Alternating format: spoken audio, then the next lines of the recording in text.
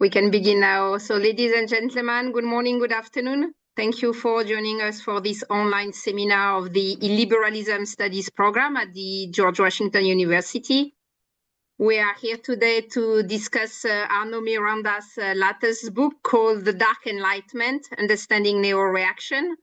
The book was just recently published in French only. We hope to get the English version pretty soon. And it created a lot of discussion in the French political and kind of media intellectual landscape, because it's the first study that is looking in depth at the text published by Curtis Yarvin and Nick Land, mostly, and really trying to give a kind of intellectual genealogy and intellectual history of the movement. Arnaud just defended his PhD on the topic and published the book in the very prestigious Gallimard French collection. And that's really a very profound understanding of what is happening in the ideological transformation of part of the Silicon Valley. So we will be discussing that today. I will first give the floor to Arnaud for about 15 minutes short presentation of his key arguments and findings. Then we will be having a discussion. I have a few questions for him, and then we will be opening the floor for the Q&A. You will be able to ask a question in the Q&A section of the Zoom. So once again, welcome. Arnaud, congratulations for the great book and the big success around it. And I give you the floor for the short presentation. Thank you very much, Marlene, for inviting me to present my book. I'm very happy to do so, and thank you everyone for being here. Okay, so maybe just to start and to introduce what I will talking about. We'll talk about. I would like to clarify something, which is that I did not begin to work on neoreaction because of the recent media visibility, as you said it, Marlene. My interest in the topic comes from a PhD I completed in 2024, and it was focusing on contemporary thoughts about decadence, and it was focusing mainly at the beginning on the reactionary figures associated with the so-called conservative revolution of the 20s and 30s, such as Oswald Spengler, Carl Schmitt, and Julius Evola. And my PhD was about trying to study how the metaphors of decadence circulate beyond this reactionary corpus, and specifically in the French theory corpus, namely in the work of Gilles Deleuze and Félix Guattari, but also, even if it's a little bit more complicated, in Jacques Derrida's texts. And for the final part of my dissertation, I was looking for an ultra-contemporary corpus, and that's why I turned to Nick Land, whose intellectual trajectory from Deleuze in the 90s to Curtis Yarvin in the 2010s offered somehow a particularly revealing case study. And the second point I would like to clarify too is that I was trained in political theory, and I consider my work to belong to the history of political ideas, with a particular focus on understanding doctrines, not only as a set of arguments, even if it's quite important, but also as the elaboration of languages that shape political imaginaries. And that's why I wanted to study neoreaction. So given the time I have, I will try to present four essential points that I developed in my book. The first point, which I addressed in the first chapter of the book, is an attempt to clarify the categories we use to describe contemporary right-wing ideologies. I begin with a very general, but I hope heuristic distinction between conservatism and reaction. It's actually based on the work of French political theorist working in Belgium, Jean-Yves Pranchère. The idea is that both forms, both conservatism and reaction, are fascinated by traditional order, but they have two very different attitudes toward this order. Conservatives are driven by the will to preserve this order, meaning moral and religious values within a political system that they may not fully support. So this is the case, for example, as Jean-Yves Francher describes it, the case of Leo Strauss or Edmund Burke. Whereas the reactionary, believing that it's already too late to preserve these values, is driven by a will to reconstitute that order. So in this sense, the reactionary adopts somehow a revolutionary attitude towards the present, and he wants to change the political regime. So at the end of the 2000s decade, several reactionary trends, so in the strong sense, emerged in response to the, let's say, the perceived failure of neoconservatism in the United States. And these reactionary trends, among these reactionary trends, I include the alt-right, post-liberalism, and neoreaction. And I believe now they are crucial, these three poles, to understand the shape of Trumpism today, at least in its ideological form. So among these three currents, trends, neoreaction has the distinctive feature of being closely connected to what is often called the tech right, meaning the right-wing elite of the Silicon Valley. So what I wanted to say is that I intentionally use the term neo-reaction in a theoretical sense to describe this current, not only because it's an indigenous category used by the actors themselves, but also because it situates the movement within the broader reactionary tradition. So I think it's they have this heritage of the reactionary tradition. They also speak about these reactionary thinkers, but also it highlights its specific feature with the prefix neo. So in order to clarify what I see as a neo-reaction, I propose a minimal definition of the neo-reactionary doctrine. So 5 elements. 3 first are typically reactionary, and the two last are quite new and idiosyncratic.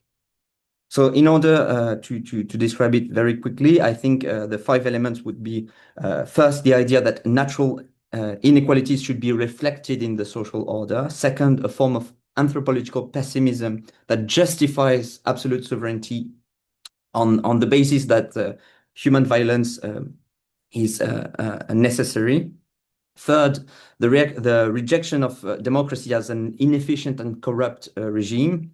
And fourth, the promotion of a right to exist that is derived from a libertarian background.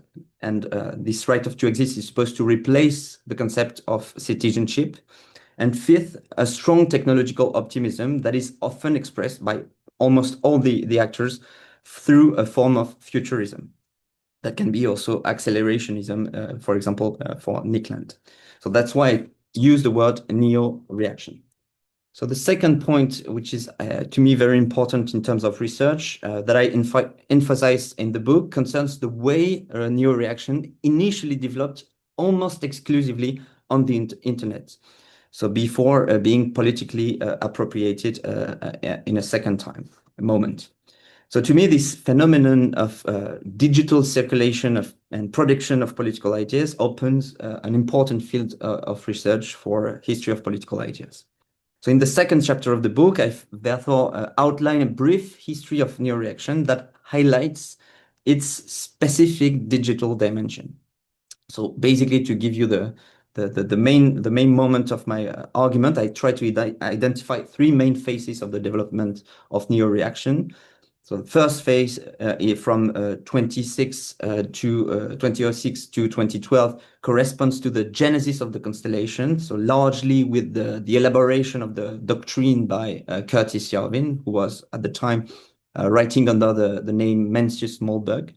So I trace how Yarvin gradually gained legitimacy through comments in the first place posted on various blogs of the time, such as some of you may know Overcoming Bias, that became then less wrong, but also the cultural blog called Two Blowhards, which published one of his first texts, the Formalist Manifesto. And because of the attention he received, Yarvin created his own blog in 2007, where he began to publish extensively until 2013.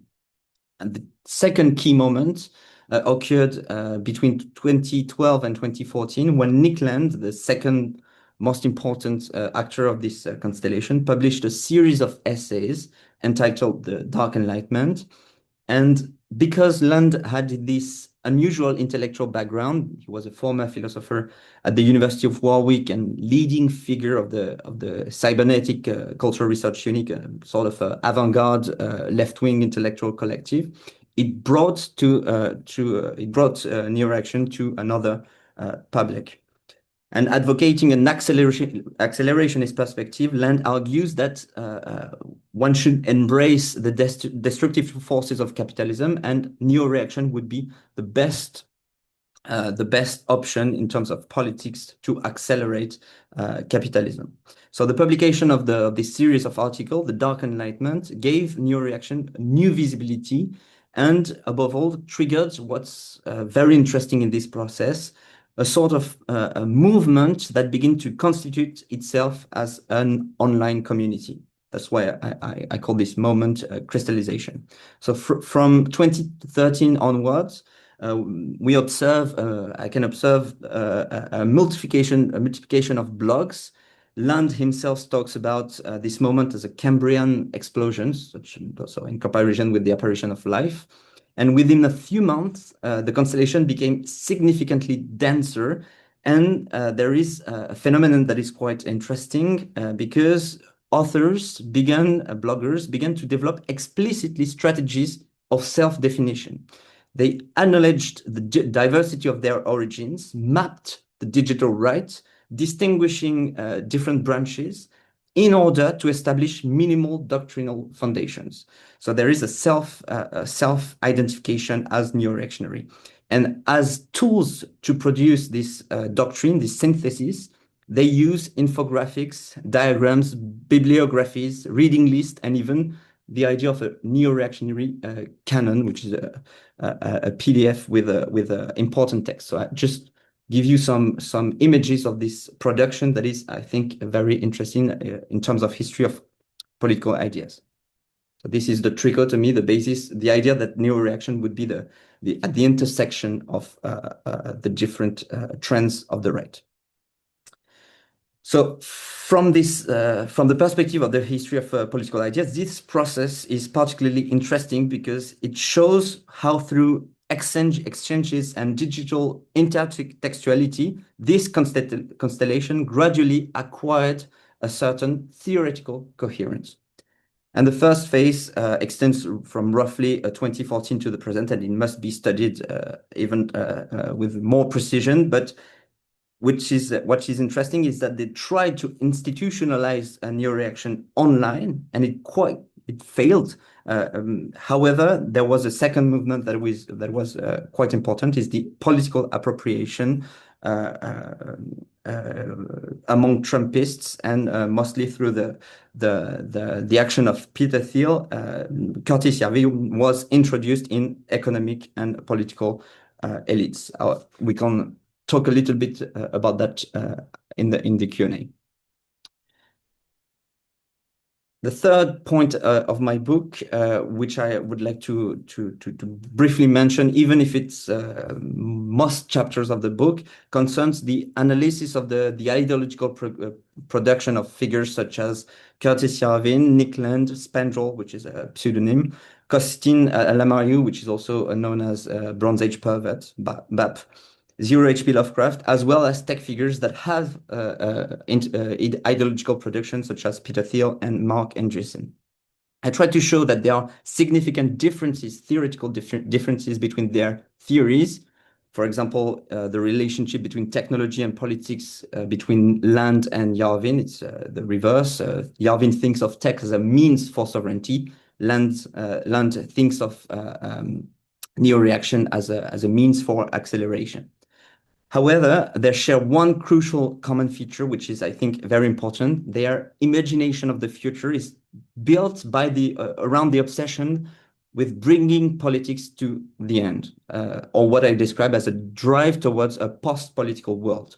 So a passage from Nick Land, I think, illustrated this particularly clearly. He describes the need to escape politics as as a doctrine called fatalism, which can be interpreted as both or in the same way as providence, so religious heredity based on eugenics, and catalexy, meaning the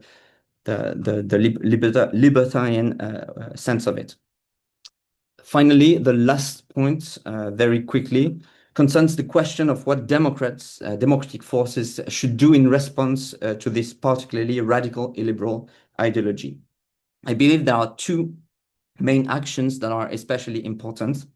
First, we need, I hope that's important, but we need precise analysis of the diversity of illiberal trends in order to illuminate the different fractures that already exist within this movement, and in particular in Trumpism.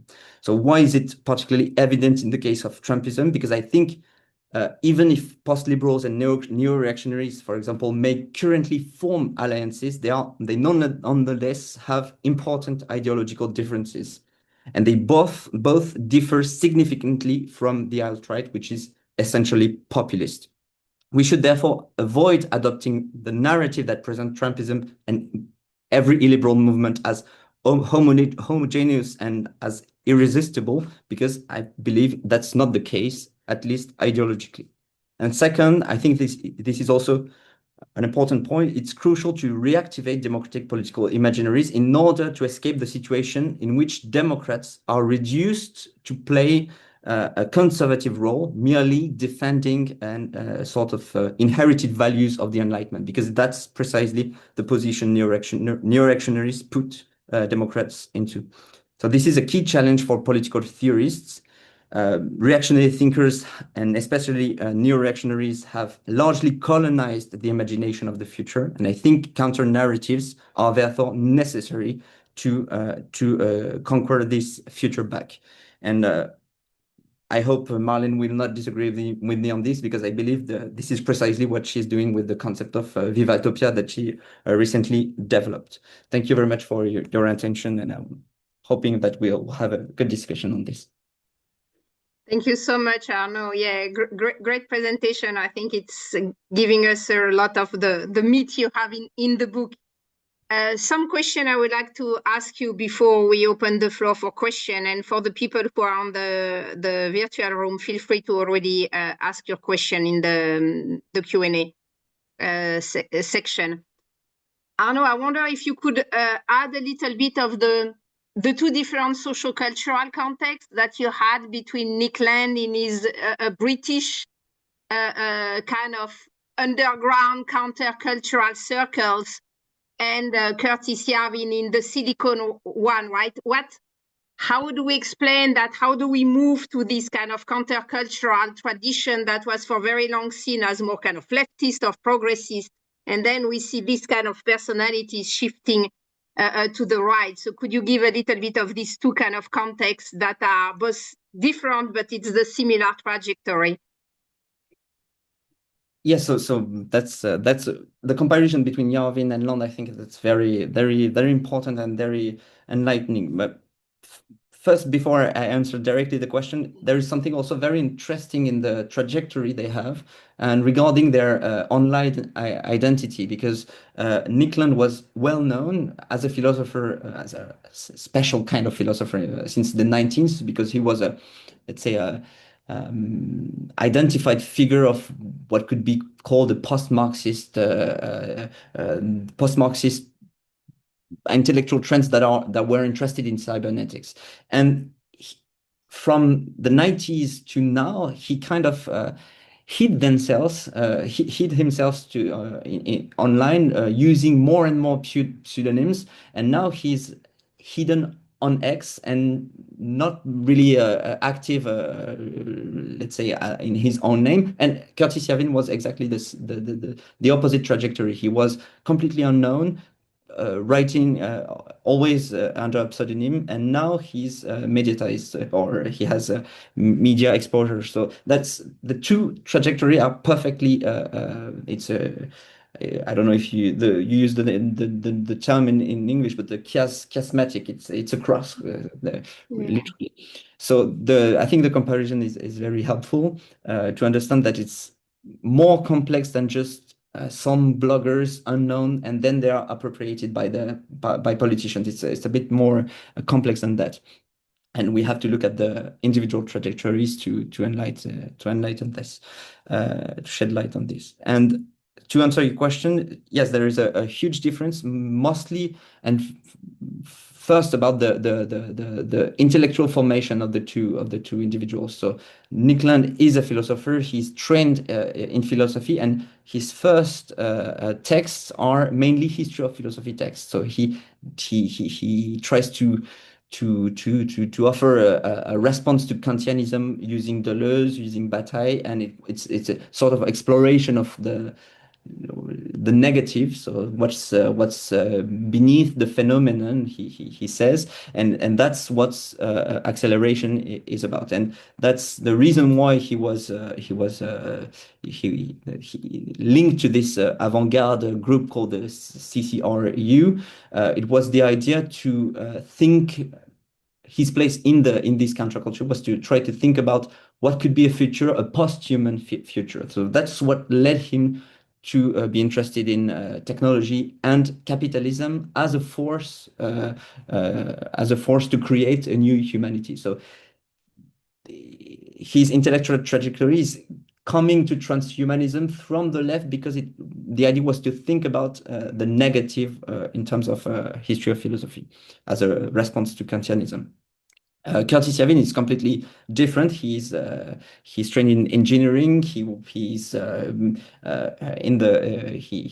completely he doesn't have any training in political theory, philosophy, history, and he uses that as an argument in why he's a revolutionary in terms of political theory. And I think there is something very neat in the theoretical effects of this specific intellectual trajectory. The fact that he's an engineer is the fact that he imports the language of engineering into political philosophy, political theory. So he tries to evacuate the question of metaphysics, of moral, of justice, out of the political theory realm in order to make politics only be about engineering, so social engineering. And that, I think this is very different in their two texts. They are formally and also conceptually very different, because Land is always discussing the history of philosophy, and Yarvin is precisely against this type of theory. He wants to break with the idea that philosophy should be about this. It should be only about political theory. Should only be about social engineering. Great. Another question, and I invite people to ask their question in the Q&A chat if possible, and not to, because there are too many people for us to be able to give the floor to people. So please ask your question in the Q&A. That would be easier. Another question on how do we study their kind of text when we come from this kind of political philosophy, intellectual history tradition.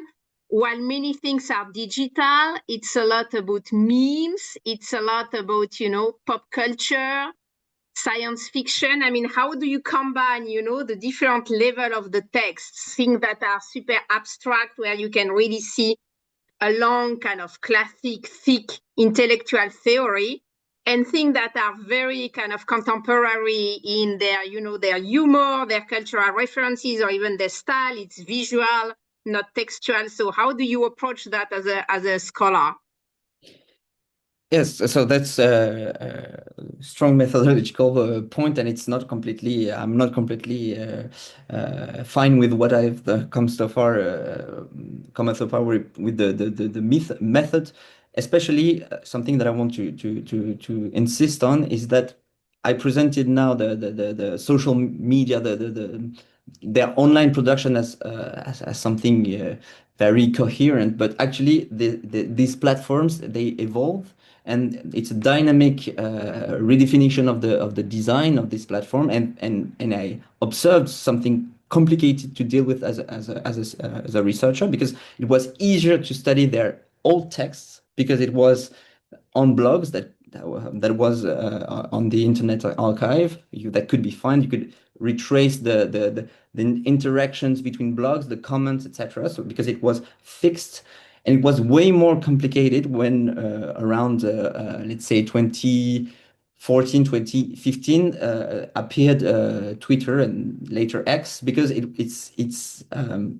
there is a dilution of the texts, and I think there is a big point on this question, because it's not only let's say the canonical text against the internet, it's also inside the online production. There are evolutions that are not easy to deal with, and I think we need at some point the help of computational science to deal with the mass of the production on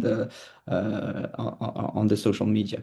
So now, if we take the microscopic way to study text, I think a first thing that I was very interested in when I studied that text is that it's this the use of this new medium is completely conscious and strategically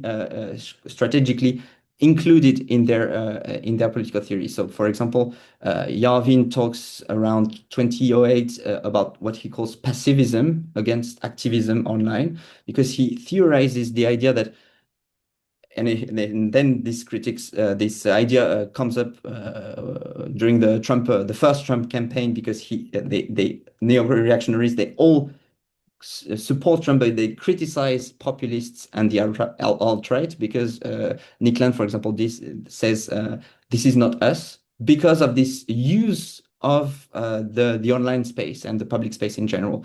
So Yarvin is conscious about the force of this image of the memes to spread some elements of doctrine, for example, the idea of red pill, the idea of the cathedral, which are concepts, but they are transformed into memes. Yarvin is conscious that the doctrinal content shouldn't be put on the public sphere, because it's too dangerous. So the memes have the effect of being very active on the public space, but the doctrine should remain close to a small elite, and the objective is to convince some political and intellectual elites of the doctrine. So there is this separation between the theoretical production and the mimetic production that is meant for the public sphere, but not the theoretical part. And this is conscious. This is written in the theoretical production.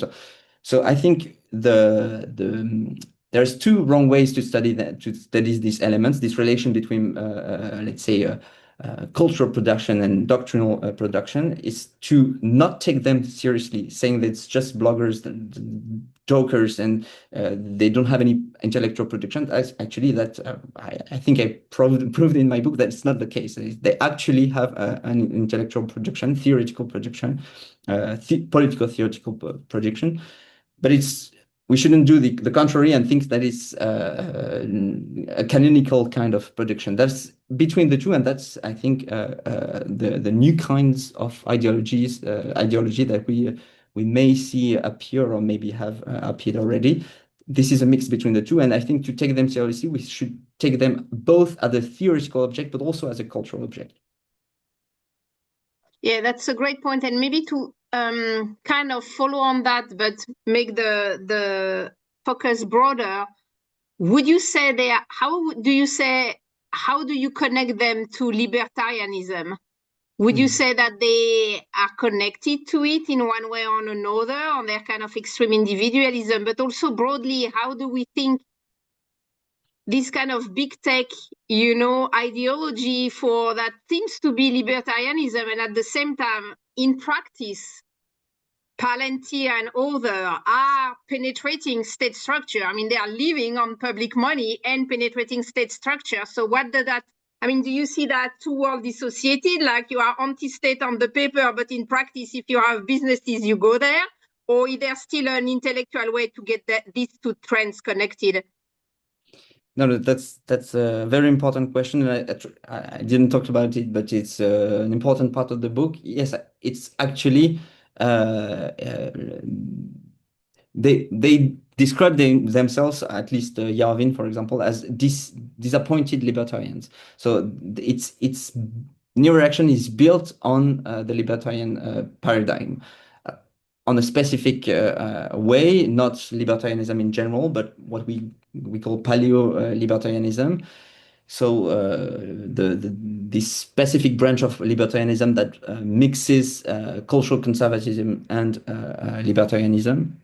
So, for example, Murray Rothbard, he's the iconic figure of paleo-libertarianism, and Hans Hermann Hoppe, who is the disciple, the student of Rothbard, wrote this important book, The Democracy the God That Failed, in I think it's year 2000, where he says, and I think this is the beginning of the neoreactionary, let's say the ground for neoreactionary constellation to appear. He writes that the best option is no state, but if we have a state, we have to cope with a state. If the libertarian dream is not possible in practice, monarchy and absolute sovereignty is preferable to democracy. And I think this opens the door to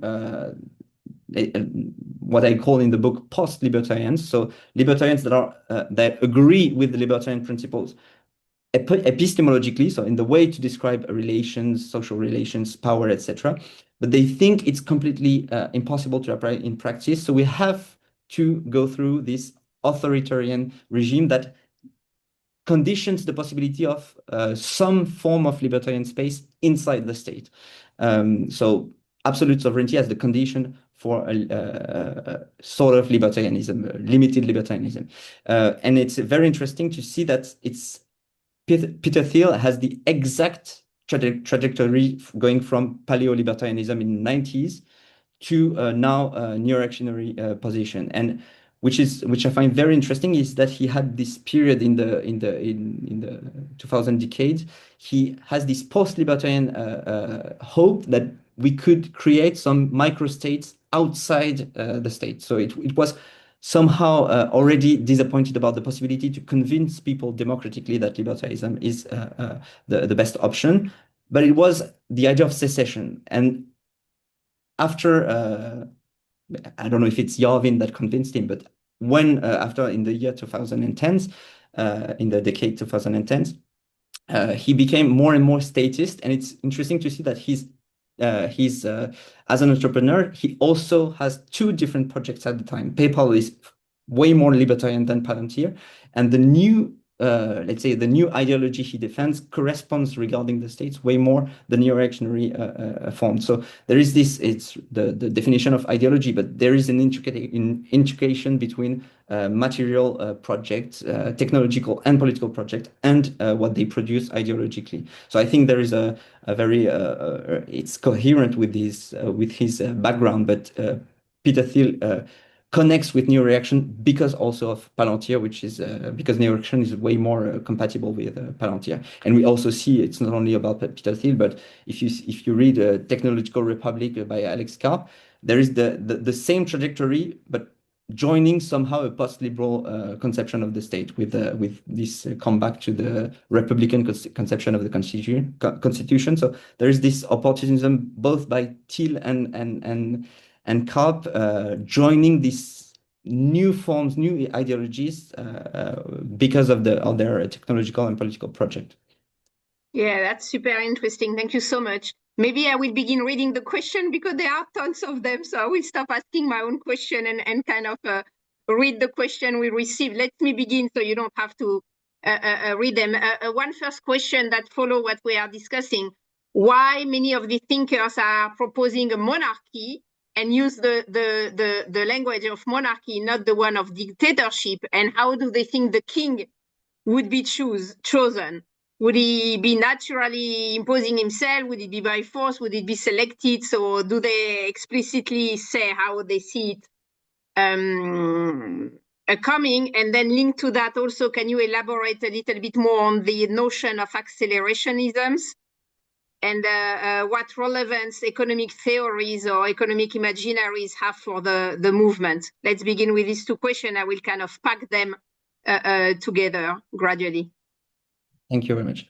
Okay, so maybe about the concepts of monarchy and dictatorship. So first, So I will mostly talk about Yarvin answering this question, but I could elaborate for other thinkers. But I think he's the one that we should talk about for this question. So he defends monarchy, but in a very in a redefinition of monarchy. So he gives the name monarchy because there is the idea of absolute sovereignty given to one.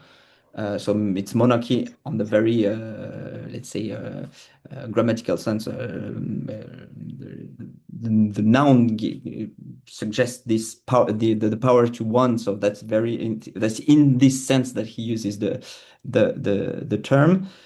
And why do I say it's in a new sense? It's because he thinks of this that we should the theory of formalism, which is the first thing he defines in his blog. The first text is the Formalist Manifesto. The basic idea of formalism is that we should think about the state not as in a republican way, so meaning that the legitimacy of the state is built on a general will or any form of democratic or republican legitimacy, but we should see the state as a company dealing with sovereignty and selling security and prosperity to the clients that are the citizens.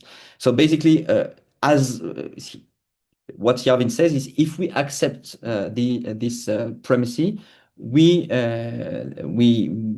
the best way to organize this company must be the way the best companies are organized, meaning a board designing choosing a CEO to take the ultimate decisions. So that's the way he justifies monarchy. So it's not with a dynasty succession. It's the board choosing a CEO to give him absolute power once he's at the head of the state. Maybe something to add is that Yarvin also goes back to see what kind of monarchies could be taken as examples for his monarchy, and what is interesting is that he goes back to the mercantilist monarchy. So he has this reference to Frederick the Great. For him, it's a reference because it has this, let's say, absolute sovereignty that is crucial for his definition of the state, but also this subtle mixture between economics and politics while dealing with the other powers, so the other countries, states. So that's the reference, and he criticizes a lot the monarchy, the dynasties in monarchy, meaning that it's the terrible way to choose a next king. Why? Because you cannot expect the next king to be brilliant. On the other side, if you designate a CEO with a board of advisors, you can make sure that the CEO is successful, and you can choose him from on the basis on his already proven success as a CEO in the private sphere. Maybe something to add to dictatorship.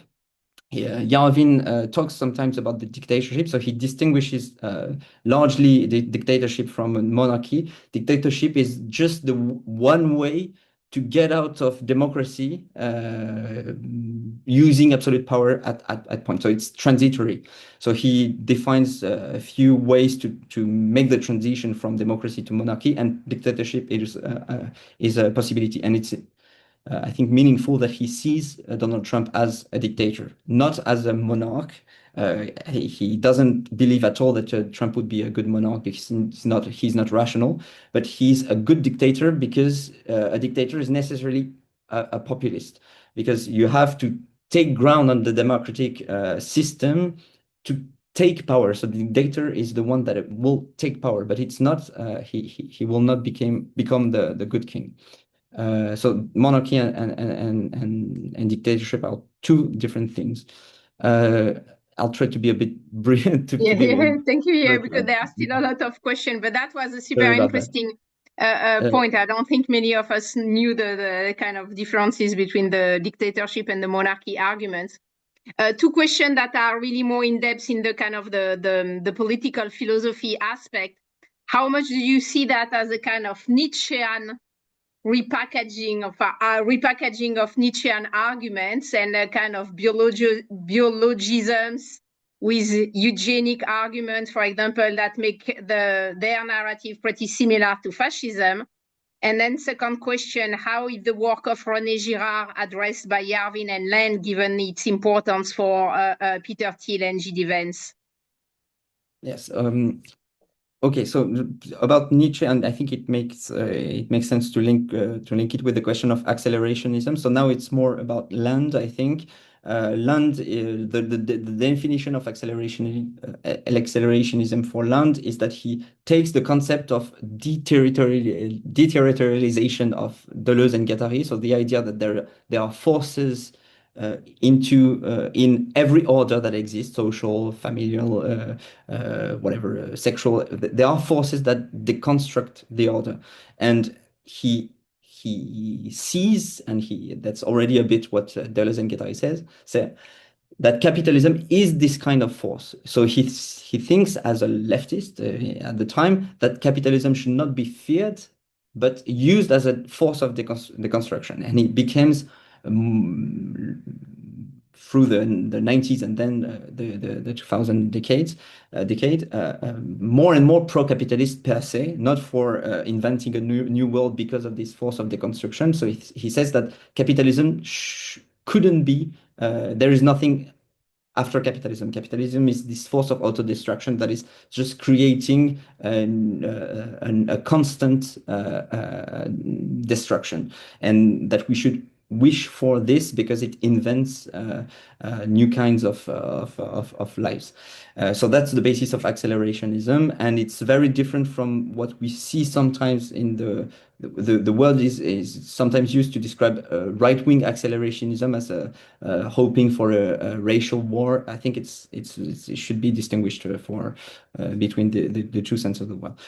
Land is also fully Nietzschean. It's a crucial reference for him, and I think it's also an important reference for the post-libertarians that I described. For example, if you read the 0 to 1, the business textbook by Peter Thiel, you see that he redefines capitalism and criticizes the notion of concurrence, the oppositions, the way to expand concurrence on the markets. He refuses this way to define capitalism because he thinks he brings stagnation in terms of innovation. We should think about capitalism as predation, and this is defined in a way of self-affirmation, almost will to power. So it's a strange way to define. It's a strange way to assimilate capitalism and Nietzscheanism, and we see that in many post-libertarian thoughts. So there are clearly Nietzschean aspects, not in Yarvin, in my opinion, because he's not trained in philosophy. I think he doesn't care about this, but for the other actors, and mostly the ones that are accelerationists, that's a key point, and for a simple reason. The world that acceleration is creating will be the world where superhumans exist, and that's what we wish for. Superhuman could be a form of transhumanism. Okay, so again, I was very long. No, it's okay. Let me continue with two other questions that are also connected to each other. One about the concept of metapolitics, the way they were trying to develop a vocabulary and a canon. Does it have any relationship in your mind with the concept of metapolitics, and how do you understand the more recent terms around Nick Land to specifically esoteric and religious doctrine? And another maybe connected to that question, why do you think these people who were mostly blogger originally, I mean, you can be thinker and blogger, but why did they gain so much importance now? That's us also kind of, because we look at them, we are kind of increasing their importance. So how do they get so important for the the White House? How do you make that kind of the more kind of political resonance aspect? How do we look at it? Okay, and I just remembered the last question, so I'll do a very brief answer for Girard. I think we overestimate the importance of Girard because I think it's a strategy very intended by Peter Thiel, because he wants to very quickly replace Strauss by Girard. I think that's the main strategy. He wants to bring more potentially reactionary concepts through the work of Girard that brings a new comprehension of religion that is way more open to reactionary interpretation. And I think he opposes Girard as a potentially reactionary figure against Strauss that is confined to conservative interpretations, even if obviously some conservatives, Straussians are now reactionary. But I think that's an opposition. And inside his thought, I think Schmitt is way more important to understand Peter Thiel. If you read, that's almost funny. If you read the Straussian moment, you see that he's talking about Strauss, Girard, and at the beginning Schmitt, and both Strauss and Girard are read with the concepts of Schmitt. So he does this weird Schmittian reading of Girard and Strauss. And I think, for example, if you take his Christian vocabulary now that he uses, since the Straussian moment, so the catechon, the Antichrist, the Apocalypse, the Armageddon, that's all understood in a Schmittian way, because Schmitt did build the same philosophy of history.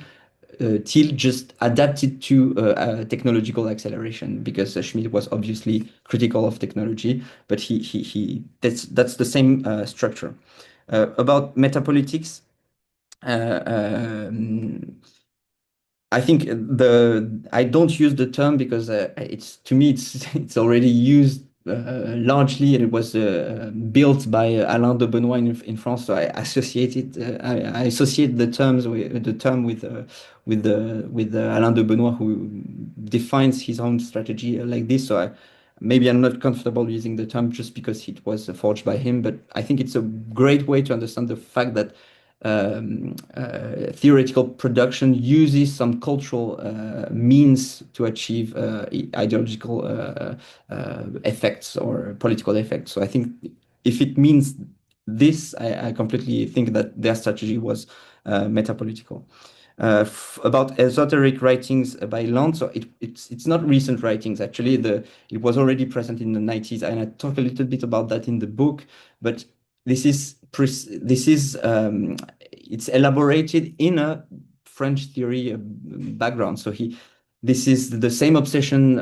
Actually, it's built on Georges Bataille's obsession for esotericism. The idea, the dream of creating a language that escapes the order. So it would be a language that is not ordinated by reason, etc. A language that would be free from these structures of order.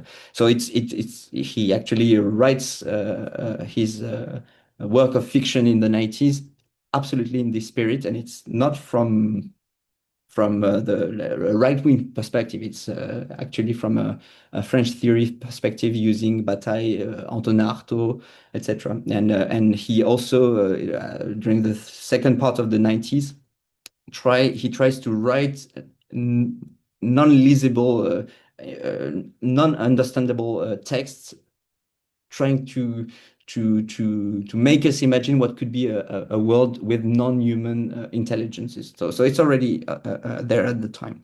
And so why do we now take them seriously? And why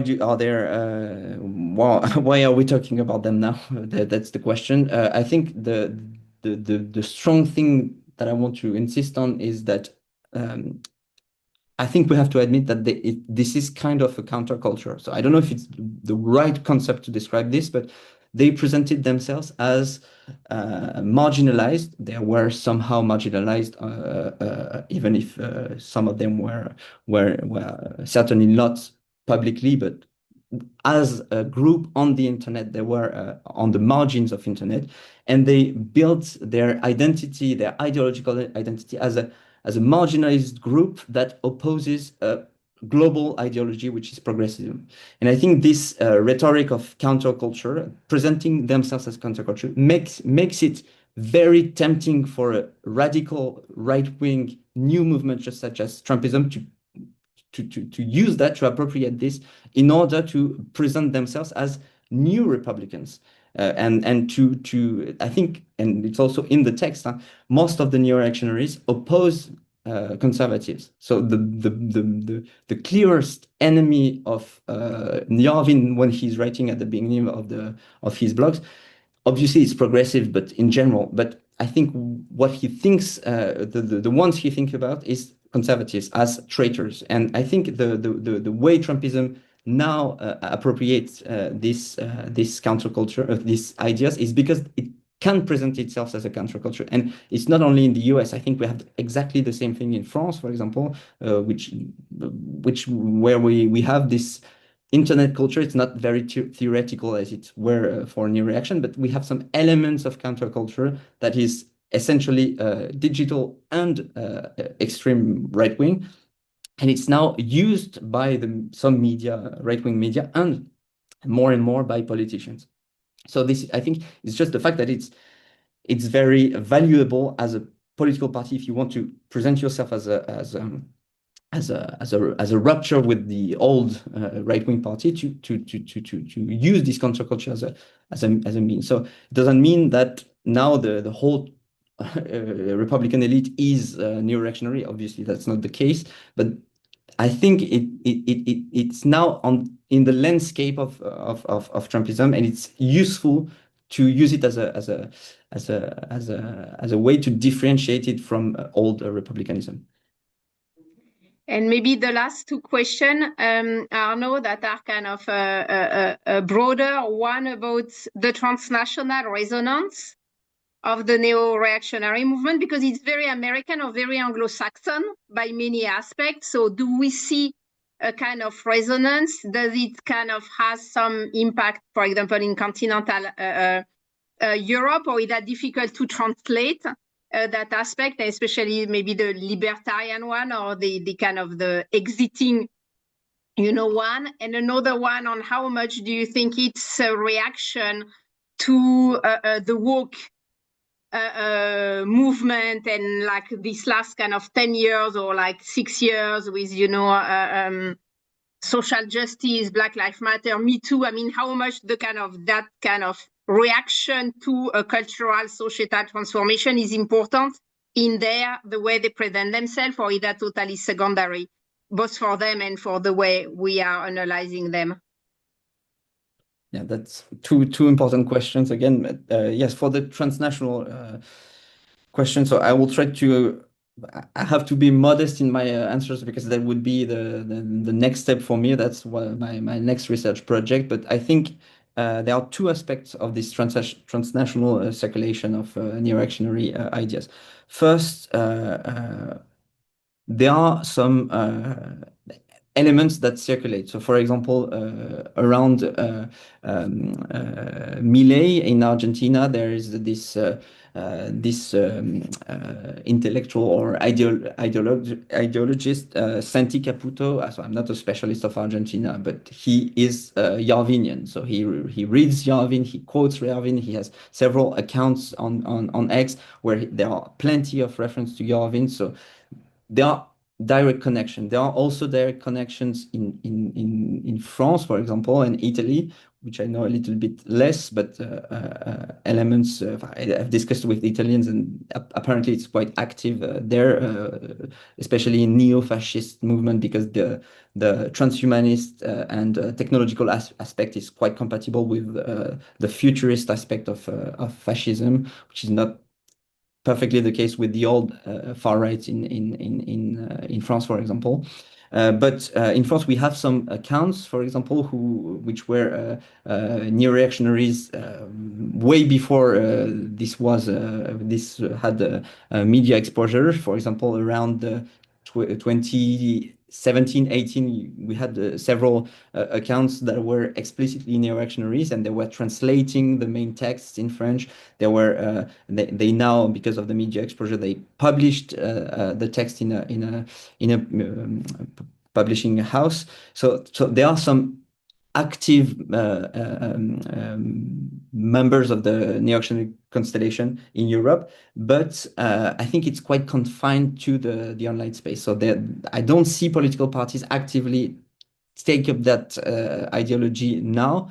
However, just maybe a nuance is the fact that some parties, at least in France, which I know best, become more and more libertarians. And it was something I think that was completely out of the political culture in France, and now it's coming more and more. And there are some connections between some accounts on X that are explicitly libertarians. They are paleo-libertarians, or also conservative, and they are taken also they are quoted and by politicians. But this is indirect, so neoreactionary, paleo-libertarians, and politicians, and it's quite new and quite minor, but that exists.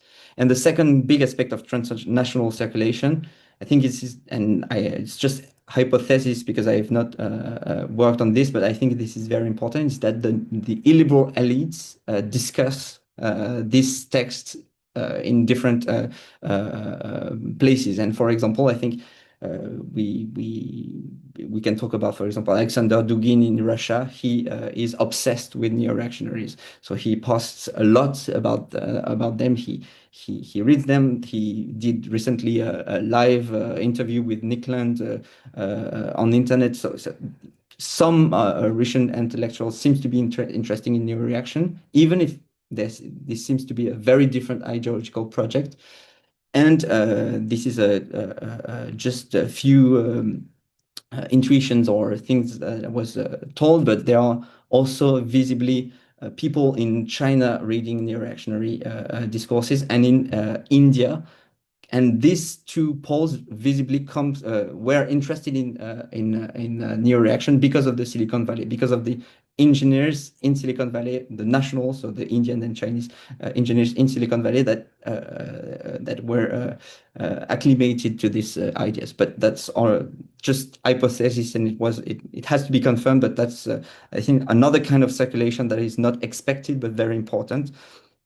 And I think and also the second aspect was wokeism, for example. I think regarding the timeline, we cannot explain the apparition of neoreaction because of this, and even post-liberalism, I think it doesn't work. It's too early for this. However, of course, there is this common sense description for right-wing parties and constellations of the university and the media as being completely progressive. So I don't know if you would call this wokeism. I think it's quite different, but I think what makes wokeism very crucial is not about the ideological production, but the political reappropriation of these ideas. So I think the reason why Trumpism and liberal movements could appropriate these ideas, it would be to oppose a counterculture to what would be described as a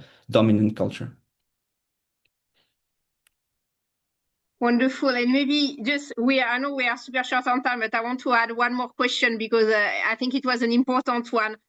When we talk about the kind of libertarian exit project, would you say they are all inside the neo-reaction? So one of our a question was mentioning, for example, Srinivasa, Network State, Patrick Friedman, Stealing. So all these kind of libertarian exit projects, are they connected to the neo-reaction, or you can be pushing for exit without being a neo-libertarian, a neo-reactionary?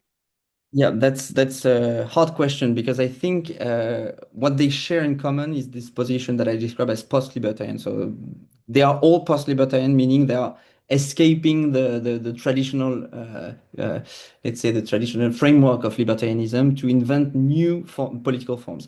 I don't know if you know the project called Praxis. I think the idea to build a microstate that would be the refugee for tech elites, if the government becomes anti-tech, and the CEO of this project founded by Snivasan, I don't know how to pronounce it exactly, but and Peter Thiel. It was funded by them, and the CEO made his employees read Evola. So it's just to see this connection, Peter Thiel and Snivasan funding the same project, and the CEO is explicitly reactionary. So I think it's not clear that they are ideologically in the constellation of neo-reactionary, but I think what helps us to understand neo-reaction as an intellectual movement is this drive that the tech right has to go to seek for authoritarian political forms. So I think neo-reactionary in the very strict sense I define, no, but they all participate in this post-libertarian drive towards authoritarian forms. Yeah, so kind of ideological affinities or elective affinities are there, right? Yeah. Well, it's time already for us to conclude. Arnaud, it was just wonderful to have you explaining us and kind of diving deep into this movement. I would like to thank everybody and thank you for the great series of questions also. The recording will be soon available, and Arnaud will be also doing one of our Agora interviews, so you will be able to read another series of questions based on his book and his research. So thank you so much, Arnaud. I hope we will get the book in English pretty soon because there will be a large audience for that. So thank you again all, and hope to see you soon for our next one of our next events. Thank you. Thank you very much.